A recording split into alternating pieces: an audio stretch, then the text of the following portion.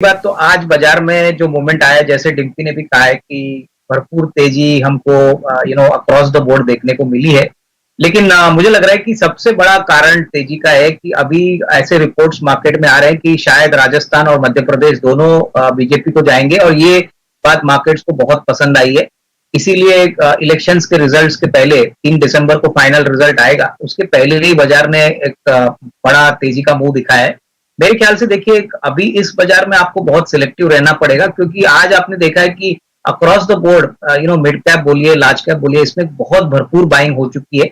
अभी अगर कोई नेगेटिव सरप्राइज 3 तारीख को आता है तो इसमें कोई डाउट नहीं है कि बाजार थोड़ा सा डिसअपॉइंटमेंट नहीं, काफी डिसअपॉइंटेड होगा, क्योंकि ऑलरेडी मार्केट ने मन बना लिया है कि बीजेपी दोनों स्टेट्स में जीतेगी। तो आई थिंक यही एक कारण है। मार्केट में अभी अगले 1-2 दिन काफी वोलेटिलिटी रहेगी, कल एक्सपायरी भी है, तो वैसे भी वोलेटिलिटी बढ़ती है जब एक्सपायरी होती है।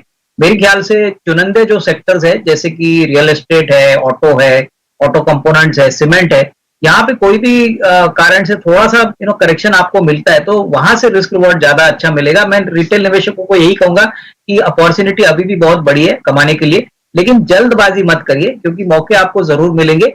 और मेरे ख्याल से जब भी बाजार ऐसा बढ़ता है तभी सारे रिटेल इन्वेस्टर्स अट्रैक्ट होते हैं। तो थोड़ा सा सोच समझ के और थोड़ा सा पेशेंस के साथ मार्केट में एंटर करिए।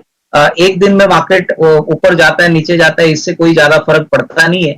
बट अभी भी काफी अच्छे मौके हैं जो इन्वेस्टर्स को डेफिनेटली वो कैपिटलाइज कर सकते हैं, लेकिन नजरिया थोड़ा सा लंबा रखे, क्योंकि ऐसे बड़े मूवमेंट देखने के बाद मार्केट में सबको लगता है कि एक दिन में ही तेजी, इस प्रकार की तेजी रोज आएगी, तो ये कहना मुश्किल है।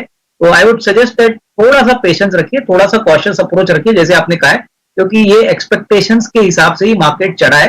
हाँ, अगर बीजेपी दोनों स्टेट्स को बैक करती है तो मुझे लगता है कि अगले हफ्ते और भी बड़ी तेजी आपको देखने को मिलेगी, बट ये प्रोबेबिलिटीज है, इसके लिए हमको 3 तारीख तक वेट करना पड़ेगा। अगर आप इस कंपनी की चाल देखें तो मुझे लग रहा है कि नैरेटिव्स ही चल रहे हैं। मेरे ख्याल से सेकंड क्वार्टर भी कोई खास नहीं था, इनफैक्ट मैनेजमेंट की कमेंट्री भी काफी कॉशियस थी, बट आई थिंक जिस प्रकार की इनकी ऑर्डर बुक है, अभी सब कुछ डिपेंड है एग्जीक्यूशन के ऊपर। मार्केट्स ये उम्मीद लगा रहा है कि अगले 6 महीने जिस प्रकार के डेवलपमेंट्स हो गए, अभी बीएचईएल इलेक्ट्रिक व्हीकल, उसके बाद हाइड्रोजन, ये सारे पावर इक्विपमेंट्स की बात कर रहे हैं, तो टेक्नोलॉजी तो इनके पास है।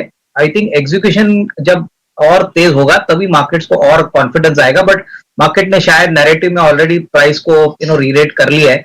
अभी एक समय के बाद ऐसा भी आएगा प्रियंका, जब numbers have to be delivered, तो ये मेरे ख्याल से इन्वेस्टर्स को ध्यान में रखना चाहिए कि beyond a particular point stock में रीरेटिंग तब होगी जब तीसरे तिमाही के नंबर्स में आपको पॉजिटिव इबिटा, पॉजिटिव प्रॉफिट और अच्छी ग्रोथ कमेंट्री देखने को मिलेगी। तो मेरे ख्याल से जिनके पास है वो होल्ड करे, बट इतना तेजी होने के बाद कोई खरीदता है तो एक रिस्क जरूर रहता है कि आप शायद टॉप पे खरीद नहीं रहे हो। तो मेरे ख्याल से अभी भी मैं समझता हूं कि आपको जिनके पास है वो होल्ड करे। फ्रेश खरीदारी मेरे ख्याल से थोड़ी विजिबिलिटी और नंबर्स आने के बाद ही थोड़ा कॉन्फिडेंस स्टॉक में आएगा। देखिए, मुझे लग रहा है कि ऊपरी लेवल से ये स्टॉक्स काफी गिर चुके हैं, तो वैल्यूएशंस जो है वो काफी रीजनेबल हो चुके हैं।